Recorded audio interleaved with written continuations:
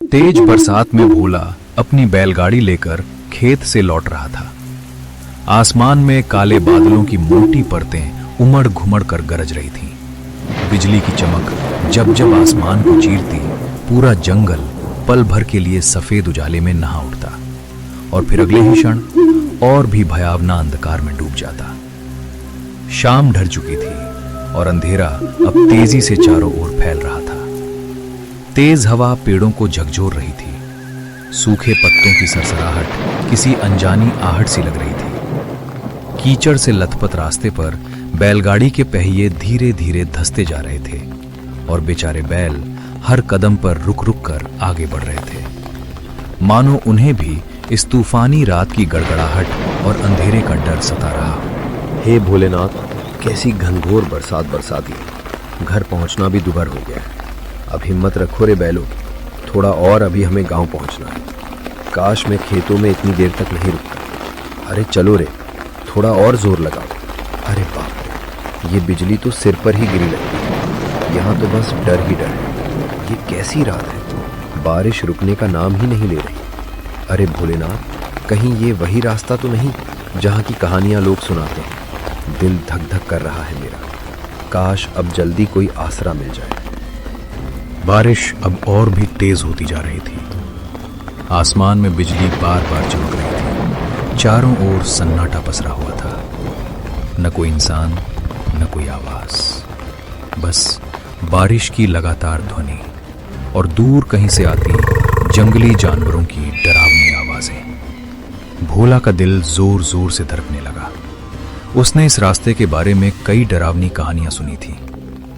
दिन में यह रास्ता सुरक्षित लगता था, मगर इस तूफानी रात में सब कुछ भयानक रूप ले चुका था। तभी अचानक उसे दूर कहीं से मंदिर की घंटी की आवाज सुनाई दी। अजीब बात यह थी कि वो आवाज बारिश के शोर के बीच भी साफ और गूंजती हुई सुनाई दे रही थी। भोला ने ध्यान से सुना। हाँ, ये निश्चित ही किसी मंदिर की घंटी थी। अरे ये आवाज, ये तो मंदिर की घंटी जैसी लग रही है। हाँ बिल्कुल, पर इतनी तेज बारिश में कौन बजा रहा होगा इसे? कुछ दूरी तय करने के बाद उसे घने पेड़ों के बीच एक बहुत ही पुराना शिव मंदिर दिखाई दिया। सुजीत ने अपनी बैलगाड़ी मंदिर के पास रोकी और उत्सुकता व डर के मिले जुले भाव के साथ जल्दी से मंदिर के अंदर चला गया। मंदिर बाहर से जितना पुराना लग रहा था, अंदर उतना ही स्वच्छ और शांत था। चारों ओर अगरबत्तियां जल रही थीं।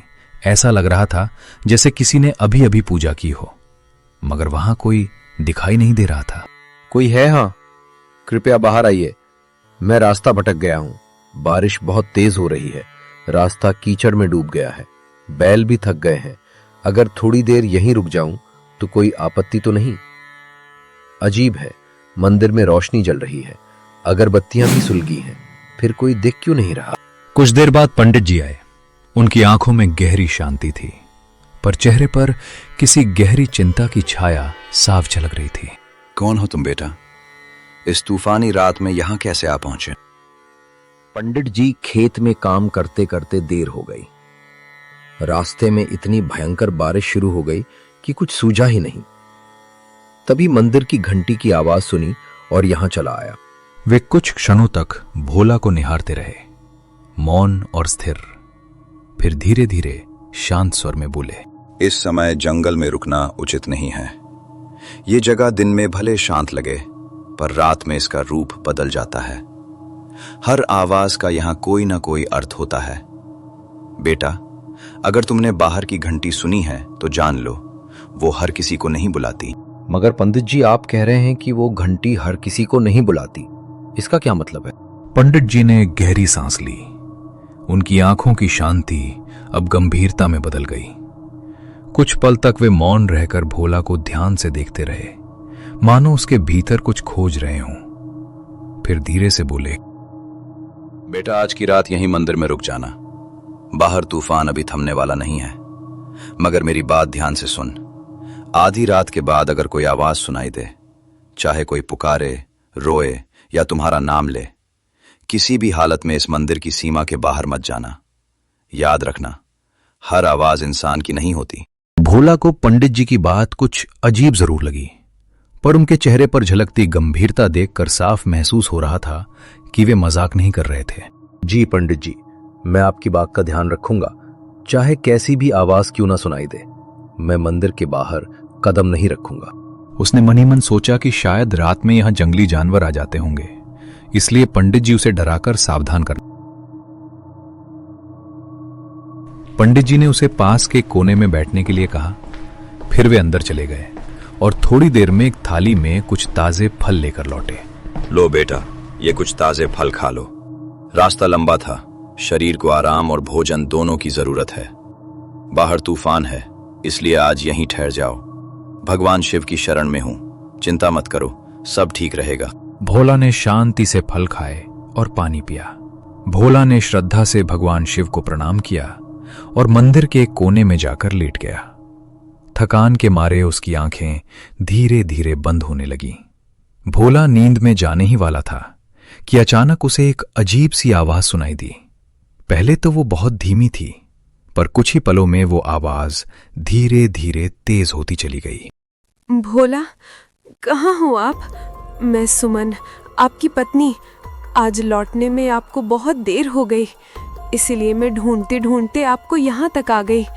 बारिश बहुत तेज हो रही है और मुझे बहुत ठंड भी लग रही है। दरवाज़ा खोलो। सुन रहे हो भोला? मैं बहुत मुसीबत में हूँ, मुझे बचा लो, वरना मैं मर जाऊंगी। जल्दी आओ भोला। भोला की आंखें अचानक खुल रही। वो चौंक कर उठ बैठा। उसके चारों ओर सन्नाटा पसरा था, पर वो आवाज अब और स्पष्ट सुनाई दे रही थी। अजीब बात यह थी कि वो आवाज किसी और की नहीं बल्कि उसकी पत्नी की आवाज जैसी लग रही थी। ये आवाज सुमन की लग रही है, लेकिन सुमन यहाँ कैसे हो सकती है? नहीं, ये सच नहीं हो सकता। वो तो गांव में थी, पर अगर सच में वो हैं, तो मैं कैसे अंदर बैठा रहूं? हे शिव शंकर, अब मैं क्या करूं? बाहर जाऊं या नहीं? भोला का दिल जोर जोर से धड़कने लगा, मानो उसकी छाती से बाहर निकल आएगा। डर और जिज्ञासा दोनों उसके मन में एक साथ उमड़ने लगे। भोला उठ खड़ा हुआ और धीरे धीरे मंदिर के दरवाजे की ओर बढ़ने लगा। उसका हाथ दरवाजे की ओर बढ़ रहा था, जबकि मन भीतर से कह रहा था, शायद बाहर अगर सुमन है और अगर सच में उन्हें मदद चाहिए तो मैं कैसे ना जाऊं। तभी अचानक किसी ने उसका हाथ कसकर पकड़ लिया। भोला सिहर उठा, पीछे मुड़ा तो देखा पंडित जी उसके पीछे खड़े थे। उनकी आंखों में गहरी गंभीरता और एक अनकहा डर झलक रहा था। रुको बेटा, एक कदम भी बाहर मत रखना। मैंने तुम्हें पहले ही चेतावनी दी थी। जो आवाजें बाहर से आती हैं वे इंसान की नहीं होती, चाहे वो तेरी मां की ही क्यों ना लगे। पंडित जी, पर वो तो सच में मेरी पत्नी की आवाज थी। वही पुकार रही थी मुझे, कह रही थी कि वो मुसीबत में है। अगर सच में वो हैं, तो मैं उसे ऐसे कैसे छोड़ दूं? वो तेरी नहीं है, ये छाया तुम्हारे मन को पढ़ लेती है। बेटा, ये उसी की आवाज निकालती है जिसके लिए तेरे दिल में सबसे गहरा प्रेम हो। ये जानती है कि तेरे मन में अपनी पत्नी के लिए कितना स्नेह है, इसलिए उसी का रूप धारण करके तुझे बुला रही है। कई यात्री इसके इस छल में फंस चुके हैं और फिर कभी लौटे नहीं। भोला, आप मुझे क्यों नहीं सुन रहे? मैं बहुत दर्द में हूँ। देखो, मैं यहीं बाहर हूँ, बारिश में भीग रही हूँ। सिसकियों की आवाज हवा में घुलती है। रोने की धीमी टूटी हुई आवाज सुनाई देती है। मुझे अकेला मत छोड़ो, बस एक बार बाहर आ जाओ। अगर तुम नहीं आए तो मैं बच नहीं पाऊंगी। वो मेरी पत्नी है, उसकी आवाज मैं पहचानता हूँ। आप समझ नहीं रहे, वो मुसीबत में है, मुझे उसकी मदद करनी ही होगी। कृपया जाने दीजिए, मैं उस ऐसे नहीं छोड़ सकता। वो मुझे पुकार रही है। याद रखना, अगर तू बाहर गया तो तेरा नाम भी उनमें शामिल हो जाएगा। पंडित जी ने झटके से भोला को वापस अंदर खींच लिया और जमीन पर बिठा दिया। फिर वे सीधे शिवलिंग के सामने जाकर बैठ गए और ऊंचे स्वर में मंत्र जपने करने लगे। ओम नमः शिवाय, ओम त्र्यंबकम यजामहे सुगंधिम पुष्टिवर्धनम, ओम नमः काल भैरवाय, ओम होजू सह रुद्राय नमः, हर हर महादेव, रक्षामि रक्षामि महाकाल देव। पंडित, तुम कितना भी मंत्र जाप कर लो, मुझे नहीं रोक पाओगे। मैं फिर आऊंगी, बार बार आऊंगी। जब जब कोई इस मंदिर में कदम रखेगा, मैं उसे पुकारूंगी। तुम मुझे नहीं बांध सकते। पंडित जी ने मंत्र जाप जारी रखा। उनके माथे पर पसीने की बूंदें चमकने लगी थीं और पूरा मंदिर एक अजीब रहस्यमयी ऊर्जा से भर गया था। भोया डर के मारे कांप रहा था। उसका दिल तेजी से धड़क रहा था। डर मत बेटा, वो शक्ति अब लौट गई है। इस मंदिर की रक्षा स्वयं भोलेनाथ करते हैं। तुम अब निश्चिंत होकर सो जाओ, मैं यहीं बैठा रहूंगा। भोला कांपते हुए वापस अपनी चटाई पर लेट गया, मगर उसकी आंखों में नींद कहां थी। वो पूरी रात जागता रहा। हर आहट पर उसका दिल सहम उठता था। जब सुबह की पहली किरण मंदिर के अंदर पहुंची तो भोला धीरे धीरे उठा और बाहर निकल आया। बारिश अब थम चुकी थी, लेकिन मंदिर के चारों ओर जमीन पर अजीब से पैरों के निशान बने हुए थे, जैसे कोई अनजानी चीज रात भर मंदिर के इर्द गिर्द घूमती रही हो। तभी पंडित जी बाहर आए। उन्होंने चारों ओर देखा और गहरी सांस ली, मानो किसी लंबे संघर्ष के बाद राहत मिली हो। देख रहे हो बेटा ये निशान?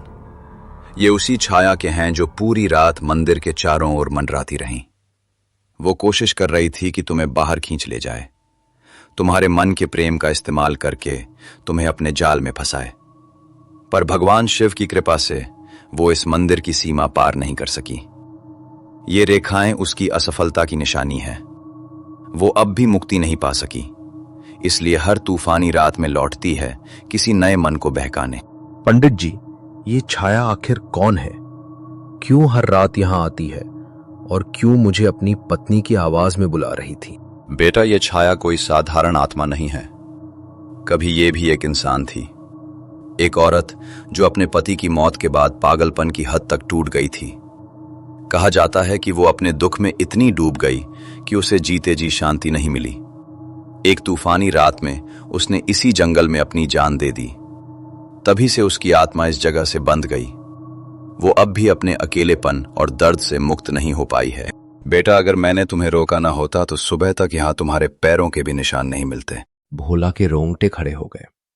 भोला ने कांपते हाथों से पंडित जी के चरण छुए। पंडित जी, अगर आप मुझे नहीं रुकते तो पता नहीं मेरा क्या होता। आपका आजीवन ऋणी रहूंगा। बेटा मुझे नहीं, भगवान शिव को कहना। उन्हीं की कृपा से तुम आज सुरक्षित हो। भोला ने भगवान शंकर की मूर्ति के पास जाकर श्रद्धा से प्रणाम किया। फिर वो बाहर आकर अपनी बैलगाड़ी के पास पहुंचा और वहां से रवाना हो गया। दोपहर तक भोला अपने गांव पहुंच गया।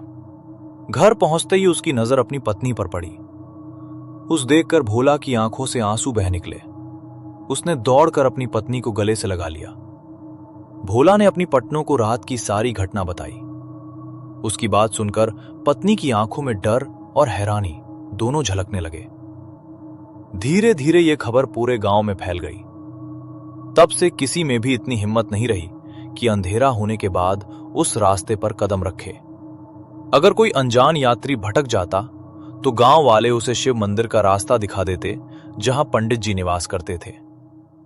अब भोला हर महीने मंदिर जाता, श्रद्धा से पंडित जी के चरण छूता और पूजा का सामान व फल अर्पित करता।